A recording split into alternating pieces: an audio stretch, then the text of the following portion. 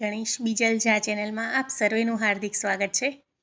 ભક્તિ કરવા માટેનું વિશિષ્ટ પર્વ એવી ખોડિયાર જયંતિ મા સુદ આઠમ એટલે કે બુધવારે તારીખ 5મી ફેબ્રુઆરી 2025ના રોજ છે. બોલીએ ખોડિયાર માતની જય. આપ જો ચેનલ પર પહેલી વાર આવ્યા હો તો ચેનલને સબસ્ક્રાઈબ કરવાનું ના ભૂલશો. ભારતીય પરંપરામાં શક્તિના અનેક સ્વરૂપ છે. તેમાં યોગમાયાના જ એક સ્વરૂપ તરીકે જ માં ખોડિયારની જોગમાયા તરીકે ગુજરાતમાં ઓળખવામાં આવે છે.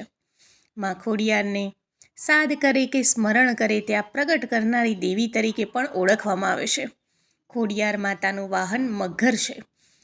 તો આપણે સૌ સાંભળીએ ખોડિયાર જયંતિના પવિત્ર દિવસે માં ખોડિયારનું પ્રાગટ્ય. માં ખોડિયારના પ્રાગટ્ય અંગે એવું કહેવાય છે કે ભાવનગર જિલ્લાના બોટાદ તાલુકાના રોહી શાળામાં ગામમાં મામેડિયા નામે એક ચારણ રહેતા હતા. તેઓ ભગવાન શિવના પરમ ઉપાસક હતા. તેમના પત્ની દેવળબા પણ ઈશ્વરની ભક્તિમાં લીન રહેતા હતા.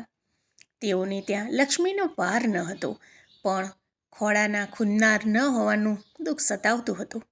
મામડિયા અને દેવળબાના આંગણે આવેલો વ્યક્તિ કોઈ દિવસ ખાલી હાથે કે ભૂખ્યા પેટે પાછો ન જાય એવો આ ચારણ દંપતીનો વણલખ્યો નિયમ હતો.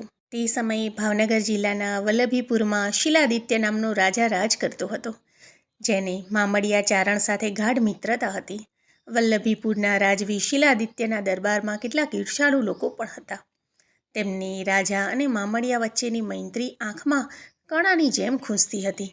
એક દિવસ રાજાના મનમાં બહુ ચાલાકીપૂર્વક એવું ઠસાવવામાં આવ્યું કે મામડિયો નિસંતાન છે, તેનું મોં જોવાથી અપશુકન થાય છે, જેથી ભવિષ્યમાં આપણું રાજ પણ ચાલ્યું જશે. અને એક દિવસ મામડિયા પોતાના નિત્યક્રમ મુજબ પ્રભાતના પહોરમાં રાજમહેલે આવીને ઊભા રહ્યા. રાજવીના મનમાં અદાવિત્યાઓએ રેડેલું ઝેર ગુમરાતું હતું. કંઈ બોલ્યા ચાલ્યા વગર એક જ વાક્યમાં મિત્રતા હવે પૂરી થઈ છે તેમ કહી શિલાદિત્ય પોતાના મહાલયમાં ચાલ્યા ગયા. ત્યારબાદ રાજાના વર્તનનો મૂળ હેતુ લોકો પાસેથી જાણીને મામડિયાને ખૂબ જ દુઃખ થયું. આમ તેને જે લોકો સામે મળ્યા તે વાંજિયા મેણા મારવા લાગ્યા. તેનાથી ખૂબ જ દુઃખી થઈને વલ્લભીપુરથી પોતાના ગામ આવીને પત્નીને રાજા સાથે થયેલ વાત માંડીને કરી. મામડિયાએ ભગવાન શિવના શરણમાં માથું ટેકવ્યું અને શિવાલયમાં શિવલિંગની સામે બેસી રહીને નિશ્ચય કર્યો કે તેમની અરજ ભગવાનને સ્વીકારી તો તેઓ પોતાનું મસ્તક ઉતારીને કમળ પૂજા ચડાવશે. મામડિયો ભગવાનની આરાધના કરવા લાગ્યો. આમ છતાં કોઈ સંકેત ન થયા અને પોતાનું મસ્તક તલવારથી ઉતારવા લાગ્યા.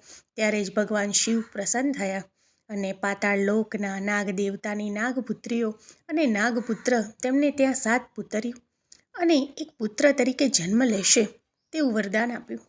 આમ મામડિયો તો ખુશ થઈ ગયો અને ઘરે જઈને તેને પત્નીને વાત કરી. તેની પત્નીએ ભગવાન શિવના કહેવા મુજબ મહાસુદ આઠમના દિવસે 8 ખાલી પારણા રાખી દીધા, જેમાં 7 નાગણીઓ અને 1 નાગ આવી ગયા, જે તરત જ મનુષ્યના બાળ સ્વરૂપે પ્રગટ થયા. આમ મામડિયાને ત્યાં અવતરેલ કન્યાઓના નામ આવડ, જોગડ, તોગડ, બીજબાઈ, હોલબાઈ, સાંસાઈ, જાનબાઈ અને ભાઈ મેરખ્યો રાખવામાં આવ્યું. પછી એક વખત મામડિયા ચારણના સૌથી નાના સંતાન એવા મેરખિયાને ખૂબ જ ઝેરી ગણાય તેવા સાપે દંશ દીધો હતો, જેની વાત મળતા જ તેના માતા પિતા અને 7 બહેનોના જીવ અદ્ધર થઈ ગયા. અને ઝેર કેવી રીતે ઉતરે તેનો ઉપાય વિચારતા હતા તેવામાં કોઈએ ઉપાય એવો બતાવ્યો કે પાતાળ લોકમાં નાગરાજા પાસેથી અમૃતનો કુંભ સૂર્ય ઉગે તે પહેલાં લાવવામાં આવે તો મેરખિયાનો જીવ બચે તેમ છે. આ સાંભળીને બહેનોમાં સૌથી નાના એવા જાનબાઈ પાતાળમાંથી કુંભ લેવા ગયા.